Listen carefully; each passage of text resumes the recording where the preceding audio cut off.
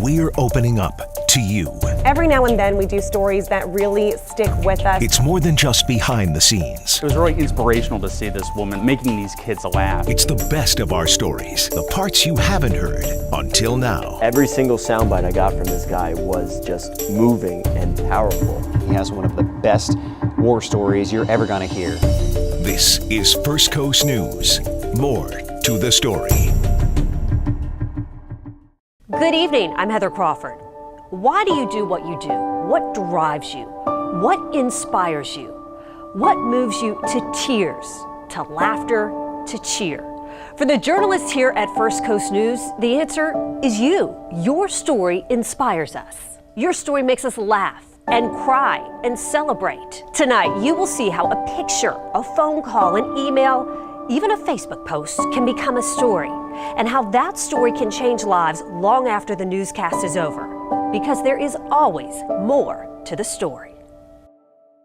I call this story My Father's Dress Blues because that's the part that really got me. For a couple years now, over in Stark, I've been following a combat veteran, Chris Langston. He came home from Iraq and then ran into just terrible struggles with PTSD. He was doing better. He got a service dog from Canines for Warriors, and then he got a phone call. Love that big smile. This picture from about a year ago. He was dreaming of owning his own gym. Yeah, just watch. His service dog, Cup, his buddy.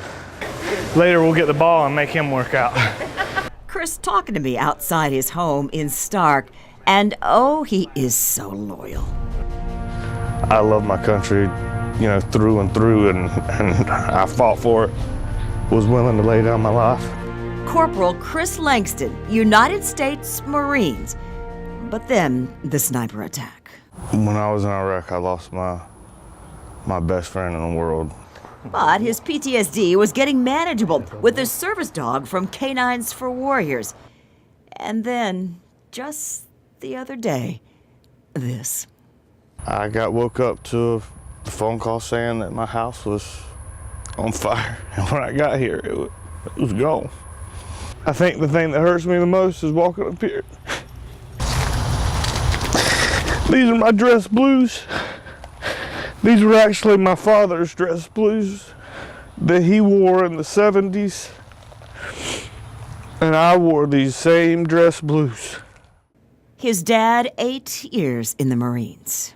There's the burnt EGA right there. It used to look like this. Eagle, globe, and anchor. It's the Marine Corps motto. And you can see the fire is just a total loss. My cast iron skillet. It's small, but it's something. I mean, you can't even recognize anything in there. People keep asking me, what are you gonna do? What's your plans? Where are you going? I don't know. But, of course, he has pride. You know, I hate to ask for help. Well, but you need it, and that's okay. You've served our country. You've given so much to all of us. I mean, it's our turn now to help you, I think. And yeah, he has his dog. That's a good boy, my buddy. Cup helps, but right now, Chris needs a lot more. Seems impossible. But maybe not, because now Chris is not alone. They just found his special military coins. This is Admiral's coin right here. It is big to Chris, and this is enormous. We do. We want to build him a big house. We want to build him something that he can call forever. Yes, this nonprofit will build Chris a new home. So far, more than 50 contractors and subs stepping up to help, even a crew to clean up the ashes. Well, we found out through actually watching the news. They saw how Chris served in the Marines, and they know with his PTSD, setbacks can actually kill. One veteran in this group just lost his buddy, a veteran. I lost him about 2 to 3 months ago. He committed suicide. So keeping Chris out of that dark pit of PTSD is utterly crucial. I can't believe it almost, that this many people from seeing a story, willing to give thousands of their hard-earned dollars for me. I'm not anybody. But Chris, people believe you are somebody. You are a combat veteran. I did what anybody else, I believe would have done. I joined the Marine Corps. I did what I feel like I had to do. And for people to give me money and stuff is just unbelievable. You texted me that they gave within 20 minutes? $10,000 within 20 minutes of the story here. It was crazy. And now, them willing to help me build a house, and, I might be able to start fresh, get a fresh start in life. It is barely enough to say thank you. Help is just pouring in for Chris. Let me tell you what's been going on. Even Vietnam veterans in state prison reached out to help Chris. They had a walkathon inside the prison. They raised $1,000 for Chris. And check this out. This is the first drawing we've seen of Chris's new house they're building for him in Bradford County. It is so awesome to see our community rise up and help this veteran with PTSD. Back in May, I was interviewing veterans for a Memorial Day story. Two of them came up to me and they said, "You absolutely have to meet our friend, Army Sergeant John Connolly. He has one of the most amazing war stories you're ever going to hear." And you know what? They were right. July 21st, 1944. Black was intense that day. They seem harmless, these black puffs, but it's hot iron coming at you. Army Sergeant John Connolly manned the right waist gun of a B-24 bomber headed to Munich. The bombing run cut short when flak tore into the fuselage and brought the plane down. We all jumped out. The bomber crashed in the distance. Connolly drifted slowly away from his crew. There's no sensation of falling. You feel like you're just hanging. There's no sound up there. It's completely silent. He landed in enemy territory, just miles from the safety of the Swiss border. Anxiety sets in. What happened next is something he tried to forget. For 50 years, I never gave it a thought. This is the first time Connolly is telling his story on camera. For decades, he wouldn't even tell his family. He pulls a mysterious bag from a tea box and promises to show me what's inside when the time is right. Because first, he wants to show me a picture. Here is our crew. Of the only men who knew his story for half a century, the men who jumped out of the plane with him. How many of those men are left? None of them. Our whole crew is dead. Connolly is the only one left who remembers the broken English of the villagers who rushed toward the crash with rifles. You now, German prisoner. He's the only one who remembers the threats of the Nazi interrogators. We have ways of making people talk. And he's the only one who remembers the haunting train tracks to an inescapable fate. We are headed up to the prison camp. We didn't know where it was. A violent gauntlet of torture awaited as soon as he and 100 other prisoners stepped off the train. Men were getting bayoneted. There was dogs biting at your heels. They were a bloody mess. Months went by and rations dwindled. Then, in February, the Germans abandoned the prison camp as Russian forces advanced from the east. The Nazis forced hundreds of starving and tired prisoners to trudge through the snow in freezing temperatures. We were on the road for 52 days, marching, sleeping in barns and fields. They arrived exhausted at another prison camp in North Germany, where for a moment Connolly was treated like a human being. On the 4th of April, believe it or not, they deloused us and gave us a shower. To this day, Connolly still remembers the exact date because as a prisoner, the smallest comforts make the biggest differences. That was the first shower we got since we left England when we were shot down. Another date he'll never forget is April 16th. We hear a terrific roar when British tanks rolled in to liberate the prison camp. There are so many emotions, you know. Among them, an excitement that grew with each mile he got closer to home.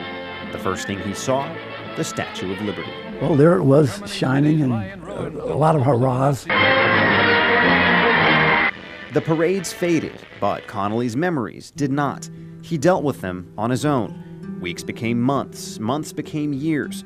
For half a century, he kept his story to himself. What changed my mind was coming down here to Jacksonville. Here, in a town full of service members, he opened up to other veterans. But before long, he found his circle getting smaller. As the years go by, there aren't that many World War II men left. And that, he says, is why now he's ready to show me what's in the bag. It's a piece of his B-24 bomber found by a German historian where it crashed 74 years ago today, dug up from a dark place. Because much like his story, some things shouldn't stay buried, and some things shouldn't be forgotten. Now, after the story aired, he sent me a handwritten thank you note, just explaining his gratitude for bringing life to his story. Now, this is something most people today wouldn't do, but then again, Army Sergeant John Connolly is not most people. He fired a warning shot into the ground to protect his home from an intruder. But that landed him in prison for decades. Why even the judge calls that an injustice. So I cover a lot of court cases, and this was the first time I'd ever heard of a judge saying, I'm sentencing you to 20 years, but I don't want to do it, and this is an injustice. And I wanted to know more about his story, so I wrote him a letter in jail, and a few weeks later I got back a letter from him saying he would gladly interview with me and hope that this would shed light on the situation. But you don't really get to know much when you're about to interview an inmate. There's not a telephone conversation that you can have with him beforehand. You pretty much go in blindly. So photojournalist Nick Marone and I traveled 3.5 hours to Blountstown, Florida, which is where the Calhoun Correctional Facility is. And that was the first time that we truly got a background on this man who's at the center of the debate over minimum mandatory in Florida. Eric Wright's story doesn't fit the mold in many ways. Prison blues are only part of his wardrobe. He keeps his demeanor positive.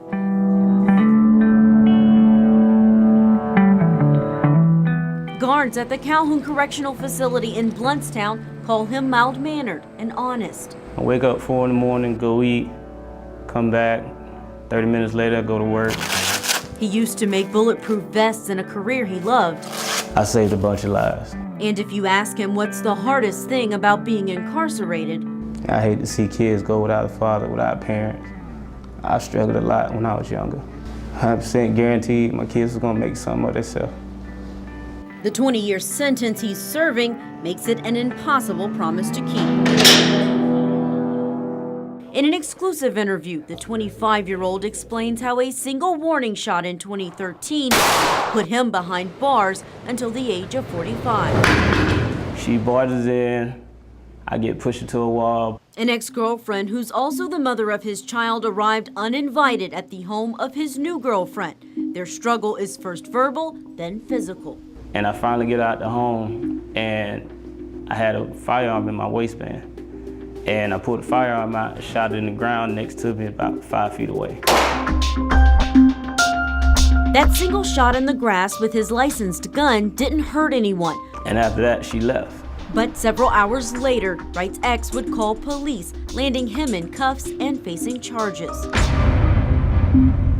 Aggravated assault with a firearm. What did you think was fair for something like that? A year or so. But after a jury found him guilty, his sentence was an automatic 2 decades behind bars. This was his first ever arrest or conviction. Can you remember your reaction? I cried. But here's how Wright's case is unlike many others. It also drew criticism from Judge Tatiana Salvador, who handed the punishment down. She could see plainly that it was an injustice issue going on, but there was nothing she could do. He'd hear the same thing when he appealed. Judge James Wolfe said, quote, "This is a classic example of how inflexible sentences can result in injustices that should not be tolerated." Wright had no record and no intent to kill the victim, who the judge noted was actually bigger than Wright in size. Flabbergasted but scary. And the reason why is because I was glad somebody actually recognized it. That recognition would come with no resolution. Judge Wolf recommended that Wright try and get the governor to reduce his sentence, but that's not an option until at least half, 10 years worth of the sentence are served. It's almost like a plea to the legislation, like to get this right. Marissa Alexander has been following Wright's case because of its similarities to her own. I had an issue with the fact that there was already a forcible felony going on when she barged into his home. In 2012, she fired a gun during a fight with an abusive ex and was sentenced to 20 years. Her case was overturned in the wake of public outrage, and the law was eventually changed. But she says still too many cases are just like hers. This impacts the families, right? Because you have somebody who, has, children maybe and have a family. They're working, they're contributing to society, and then send them up the road for 20 years at the taxpayer's expense for 20 grand. I just think that's just ridiculous. I know we can do better than that. Cases like Wright's and Alexander's made lawmakers revise mandatory sentences, but because the law changed after Wright's arrest, those changes don't apply to him. Just give me another chance.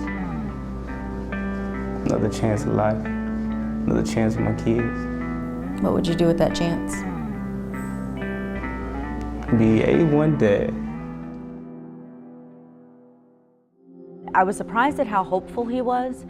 He felt like his story could help other people. He said to me that there's a reason for everything, so maybe I'm in this situation so that it helps other people. And right now he's still fighting, still trying to get his conviction overturned, and that case is still pending.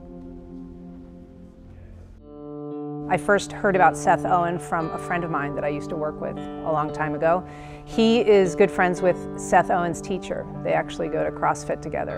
And he called and he said there was this GoFundMe page for this student. He suggested that it might make a good story. And so I called Seth and set it up. And I knew it was going to be a good story in the sense that the outlines of it were interesting. And this circumstance of being discriminated against or facing discrimination even in your own house is not entirely new. But meeting Seth was really a neat experience. He's an exceptional kid, and his teachers made that very clear, not just academically, but socially, very bright and very good and gifted. Seth, let's go, 100 IM, go.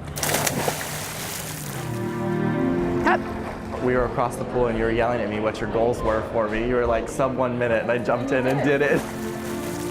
Some success comes easily to Seth Owen. I was the co-valedictorian, captain of the swim team, sophomore class president, junior class treasurer, member of National Honor Society. Ready, go. When he graduated high school, he was already 4 credits shy of a college-level associate's degree. Definitely ambitious. And he plans to attend Georgetown University next month. Get your hand speed up on the way back. He would always wear a bow tie and button down slacks, just not your typical high school dress code. He's a standout to teachers like Kaylee Pettit. Good. Also his swim coach. We see so much potential in him that we want him to succeed. As does his history teacher, Kyle Fortenberry. Fair to say that you expect really great things from him. Yes. But while things are going swimmingly at school, butterfly kick on our back, they aren't so good at home.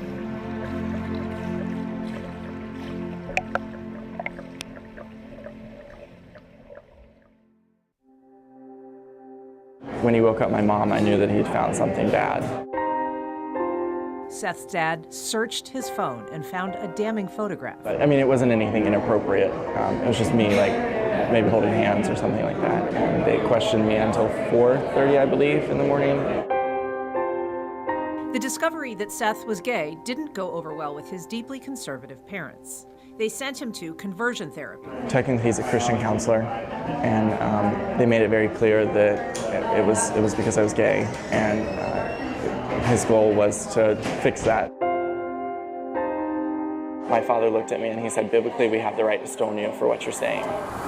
And they demanded that he continue to attend their small Baptist church. The church is like their baby. Which held similar views. They were like, if you're not going to attend the church, then you can move out. It was this past school year where things obviously got a lot worse. Teachers at school watched the conflict at home intensify. Maybe not the best environment for him. In January, Seth moved out. I was pleading with them. I was like, I'm not ready. I'm not ready to be on my own. And letting me walk out the door, they were saying, we don't care where you're staying. We don't care if you are safe. Our religious beliefs are more important. Seth lost more than his home. His scholarship to Georgetown University this fall was based on his parents' income. Soon after he moved out, Seth learned the school would not change his financial status as a dependent. Appealed again, and this time I provided letters from my mental health counselor, the district. It was a documentation, saying that I was homeless while I was in high school, and they denied the request for independency status again. At this point, Seth's teachers, his chosen family, he calls them, stepped up. Seth, we will stand with you. We are here for you, and we will do what you ask of us. His teachers started a GoFundMe page. The goal, to raise the $20,000 difference between what his scholarship covers and the cost of tuition. And Seth hasn't asked for any of this. This has been truly teacher-driven. Every child deserves the right to an education, regardless of their sexual orientation. Seth says the support has kept him afloat in a very tough time. I can truly say I felt unconditional love from them, and that's just, it's a beautiful thing, But his teachers say they just look forward to seeing this remarkable student swimming in the waters of the wider world. He has such a big heart, and he is so self-motivated that he deserves the world.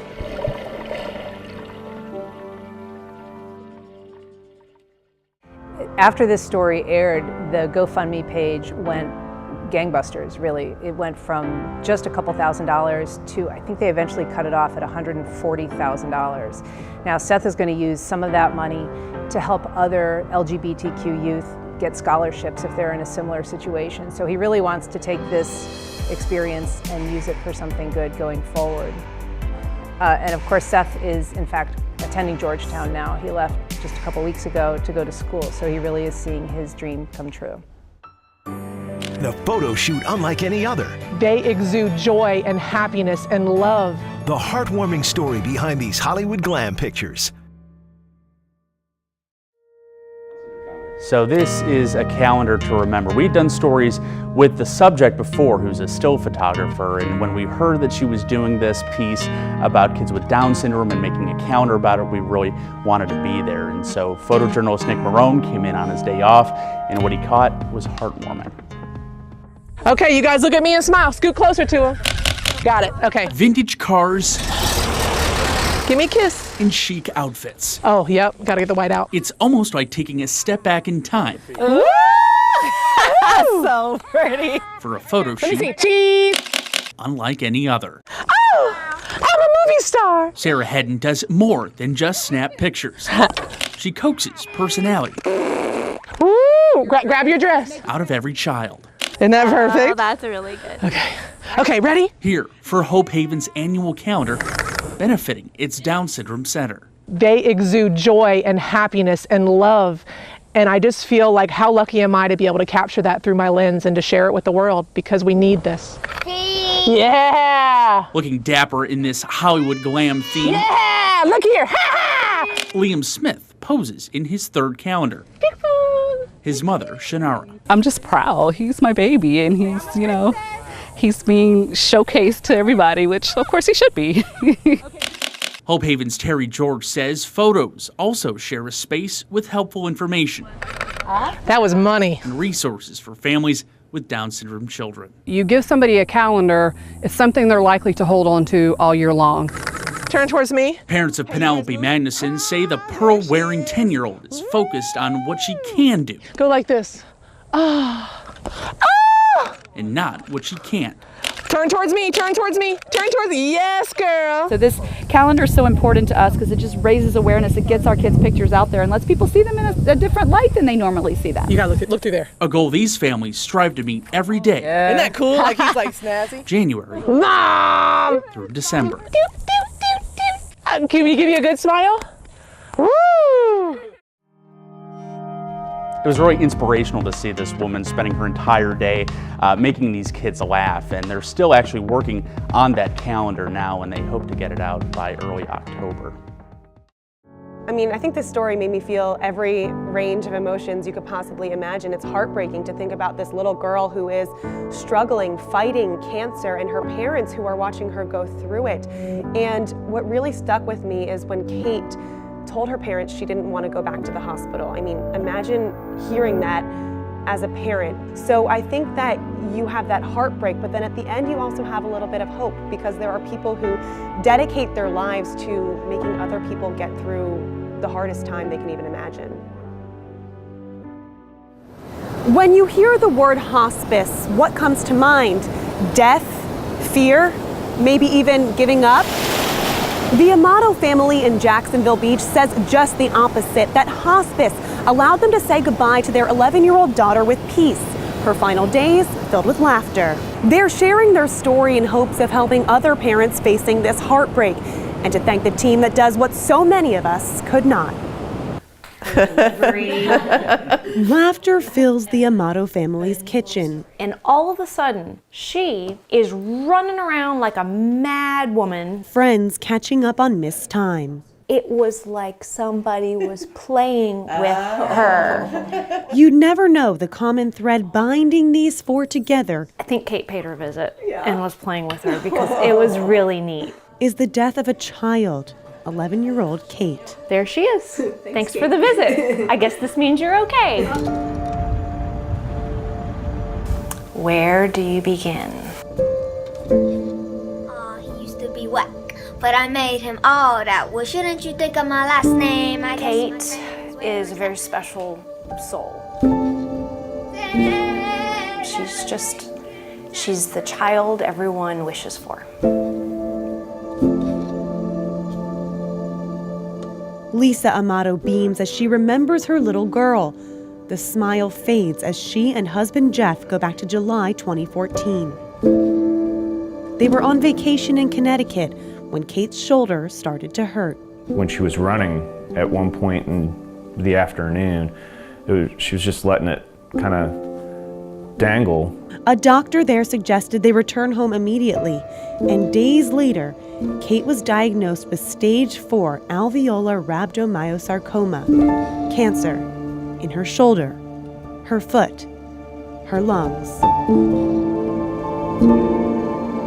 You can't breathe. You literally can't breathe.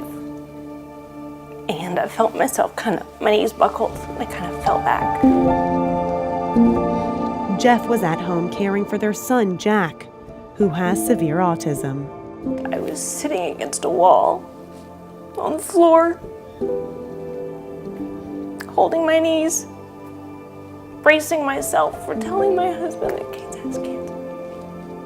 They were given the choice to go into hospice right away, but immediately declined. They thought it was quitting. They wanted to fight. Kate went through treatment after treatment. 2 years, 4 months, 10 days. But in the end, nothing worked. Kate's health was declining fast. Intellectually, I knew what was happening. I know what's happening. Your heart doesn't want to accept it. And I said, Daddy and I just talked and we think we should take you to the hospital. We're worried. She started crying and begging and pleading. No, Mommy. Don't take me back. Done. Don't take me back.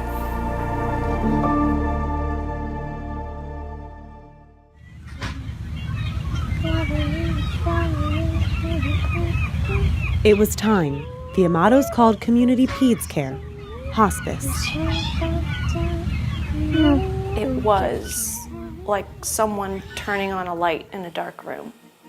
The team knew exactly what to do: make Kate comfortable, take care of twins Jack and Caroline, and prepare friends and family for Kate's passing. I didn't get to see personally this active, vivacious, smiling kid running around, but I did get to see it with the picture that they painted for me so beautifully. Now, the Amatos had help. They had direction. They had the support they needed to care for Jack and Caroline so they could devote themselves to Kate. When people think about hospice and think about what we do, that there's such a thought of a child is dying. But for us, that's so not the mindset when you walk into this house. It's how can I bring laughter? How can I bring peace? How can I take any fear away? The night after Kate said she didn't want to go back to the hospital, she was surrounded by her girlfriends, giggling, gossiping. They made memories, works of art that would last long after Kate was gone. But the memory that I have of all of these girls laughing and loving each other for one last time together was a beautiful memory. Just 2 days later, Kate passed away as Lisa and Jeff cheered her on to heaven. Judy was at her bedside. Tiffany was playing Jenga with little sister Caroline. All was calm. The Amatos only wish that they had called Community Peds Care sooner to give an extra hand around the house or an extra hug when they needed it most. To give a family comfort and kindness during those moments is one of the more beautiful gifts I think any person can give another person. It's not easy for the Judys and Tiffanys of the world to bond with these families knowing how it's going to end. It's a job most of us couldn't do, but they can't imagine doing anything else. Sometimes afterwards when you're driving home, I've had to pull over and stop and, wow, what did I just do? And then you do it again, and it's okay. You know, the night that Kate died, Lisa said, she said, there's nothing perfect about death, but what you guys did helped give Kate the perfect death. And I told Lisa that when I get a call and I know I'm going somewhere, I'm in my car usually, and I breathe and I pray and I think about things like that, because that's why I do what I do. 1 year has passed since Kate Amato took her last breath, the thread that ties these four together. So we'll let her have the last word. This poem is called Cloudy Times. Make the best of every day. Work hard, play hard, that's the way. Work hard to make it better and enjoy what you've done. Work hard to make it better, make it fun for everyone. Swim in the flood, dance in the rain. Don't forget to smile, shine through the pain. This story is nowhere close to being over. In fact, Kate's parents are keeping her very much alive through the Kate Amato Foundation, which raises money for pediatric cancer awareness and research. Coming up, we've often covered stories about kidney donations, but this is one special case you won't want to miss. Well, this is one of those stories that hit my inbox and my email. I get hundreds of emails a day, but this one stood out. Once I read just a little bit of the background of Nick Flores and Allison, I knew this was a story. I couldn't pass it up. Sometimes we need to find our own happy place. Sometimes I'll just come and sit on a bench and just stare out at the water. It's a nice, calming thing to do. To avoid the obstacles that might come crashing toward us. The emergency room doctor came in and he said, well, you know you have polycystic kidney disease. And I was like, what? I've never heard of that. Turns out Allison Eklund went on living 40 years carrying a family secret. She just didn't know it. And they said Aunt Anna died from it, Uncle Sidney died from it, and I'm like, wow, why didn't somebody tell us? A genetic disease that over time allows cysts to develop in her kidneys. After 7 years of dialysis every day, she said enough treatment, time for a transplant. I was at Leroy's Cafe downtown and I found a card on a wall next to a door, and essentially it said a kidney for Allison. I'm not really sure what I felt in that moment, but I knew I needed to know something about this. I really felt a tug on my heart. Nicholas Flores served his country for 9 years as a Marine. You're silly, man. Now retired and a father of 4, he feels his need to serve is not over, but simply different. We're supposed to take care of our fellow man and woman, and in this instance, that's just kind of what I'm doing. Take me to the OR. I can think about my grandchildren marrying and graduating and all the other things that I had just had to let go of because it didn't seem like it was going to happen for me. They've already made plans after surgery. We're going to go to California and have an In-N-Out burger. Yes, sir. Oh, he's wearing the In-N-Out shirt right there, that man. Look at that. That's right on cue. Look at that. And I feel like this is my purpose in this season of my life, so when the question is asked if I'm worried, I'm not worried. But in life, even the best of plans can change. They didn't match. I had antibodies too high for him. Flores could have walked away, leaving Eklund without a kidney. He said, no, I want you to use my kidney to find her one. I'm ready for it. You ready for me? Instead, he joined in on a Mayo paired donation program, bringing in other donors and people in need of kidneys from Phoenix, Rochester, and Jacksonville. So now I get the chance to donate to another stranger so that somebody else can donate to my current stranger. You know, so instead of just 2 families, you know, being involved, now there's a bunch. What started with one donation from one veteran has influenced 5 others to donate, a chain that would have ended had Nick backed away. I just broke down crying when he told me that, because what a guy. I mean, what kind of person is this that does that? She constantly talks to me about how I'm changing her life because of this donation, and what she and other people don't realize is this is changing my life in the best of ways, because I'm truly able to be used to help others instead of selfishly kind of keeping that opportunity to myself. And I can't ever thank him or God enough for that. As for an update as to how they're doing now, Nick Flores says it was a little bit of an adjustment for him to take it easy at home, but he's up and doing just fine. As for Allison, she says she's got a new look on life and doing well with her kidney. Sometimes you don't have to go too far for a story, and in St. Augustine, sometimes the story is literally under your feet. I volunteer with the St. Augustine Archaeological Department, and I had the honor of working on a dig where we found burials of some of the oldest colonists in St. Augustine. That was last year. And then this year, we got word that even more burials had been discovered. On Charlotte Street in downtown St. Augustine, the St. Augustine Archaeological Team is back at it. Now here we are again. Pat Mullins-Ottegi is an archaeology volunteer. I just clean and catalog. Who worked at the site in 2017. Well, we thought we did it all last year. Last year, the city's archaeological team discovered more than 20 burials under the floor of a shop, as well as just outside the shop under the road. This is believed to be the site of the first Catholic parish church in what is now the United States. And these are the parishioners of that church. Last year when the archaeological crew dug, they worked right along the wall and they found burials. They cleared this section.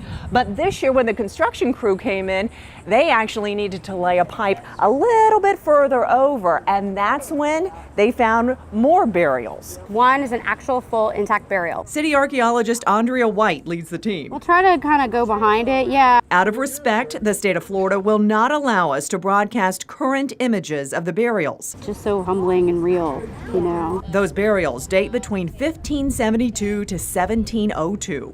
And that is when the church was in existence. And that means the people buried here may be the first colonists of St. Augustine. It is incredibly humbling. It's not something that you get to do every day.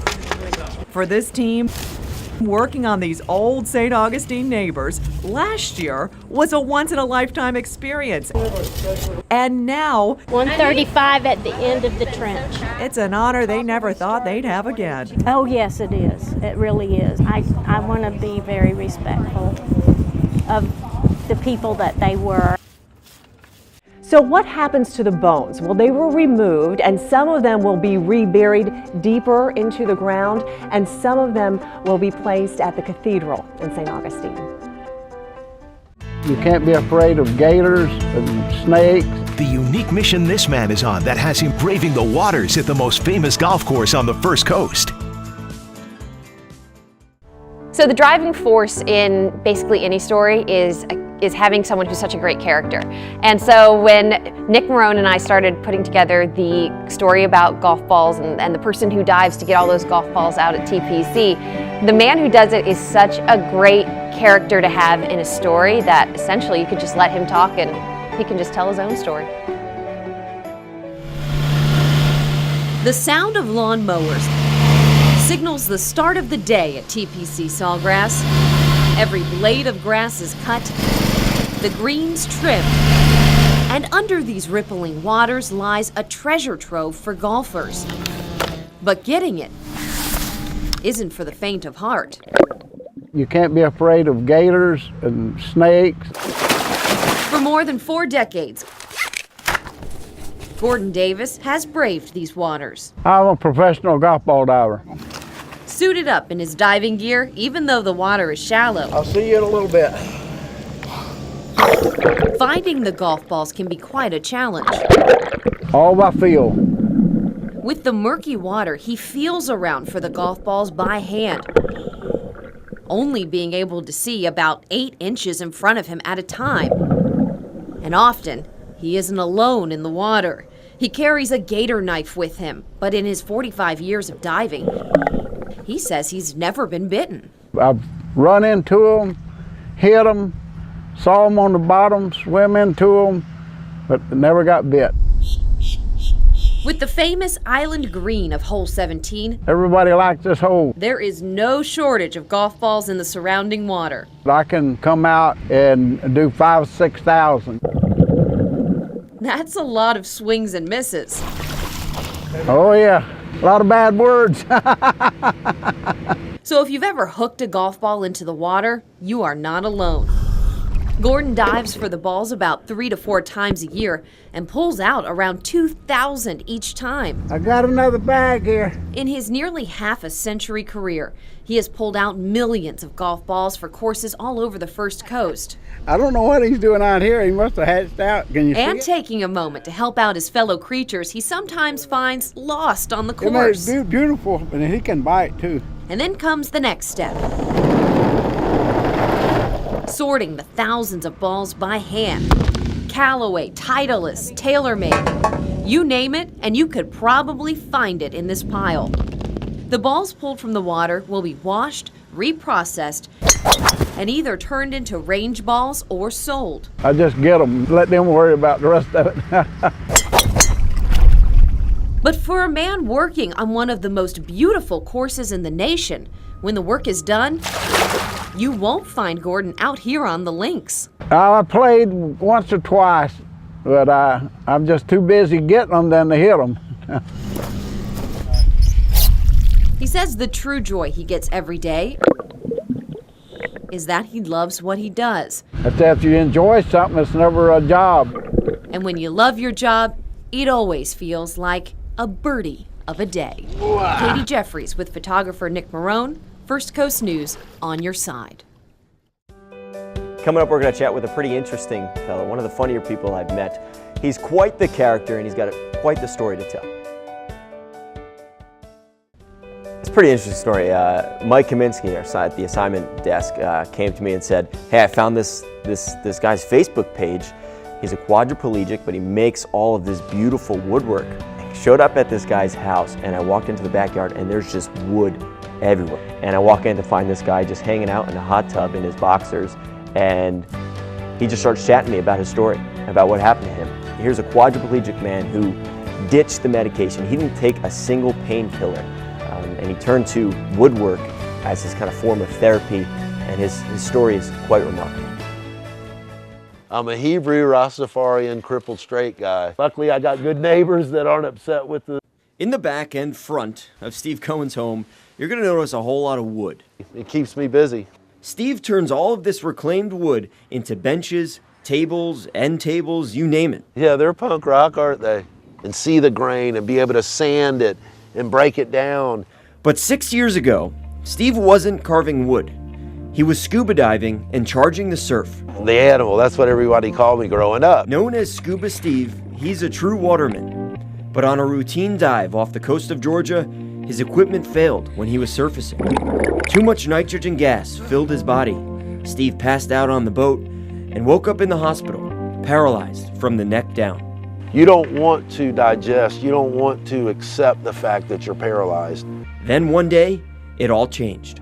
I would get the fork and tape it to my left hand, and I would try to stab a green bean. It took me 1 month to stab a green bean. I was looking down on myself, and I said to myself, Cohen, you're gonna have to take this one green bean at a time. One green bean at a time turned to one day at a time, and then, just 8 months after his accident, Scuba Steve was back in the water. It didn't kill me, it just made me stronger. Man, that boat ride. This is the fountain of youth, that's the truth. You can have a bad minute, you can have a bad hour, but you can't have a bad day. You better focus that anger towards something positive. What got him back in the water, though, was something new to him. With no money and no insurance, he focused his frustrations towards carving wood. You just lay him down there. And I tell myself when I grab the tool, touch the tool. You tell yourself, turn it on. Eventually, through carving and sculpting, Steve became better at using his arms and hands. It's amazing when you can feel the wood again for the first time. With the pouring support of the Jacks Beach community and his girlfriend Kathy, he's made a new life for himself. Wynn immediately came in and bought furniture from me. You'll find his work in local shops and restaurants, all with the tag Scuba Steve Cohen. As a quadriplegic, there is no better feeling. It makes you feel like you're part of society. A society in which he feels he can now fit in, whether he's on land or in the water. I will surf, I will scuba dive, and I will live the salt life. Steve he's still doing great. We still chat from time to time. I also still owe him a beer. I told him I'd get him one after this story aired. But after learning about his story, telling his story, and just hanging out with him, really I learned that, you know, we can't take the little things for granted here. That's our show for tonight, and you can see stories like these every day on First Coast News, where we're always on your side, working to make the First Coast a better place to live. From all of us here at First Coast News, good night.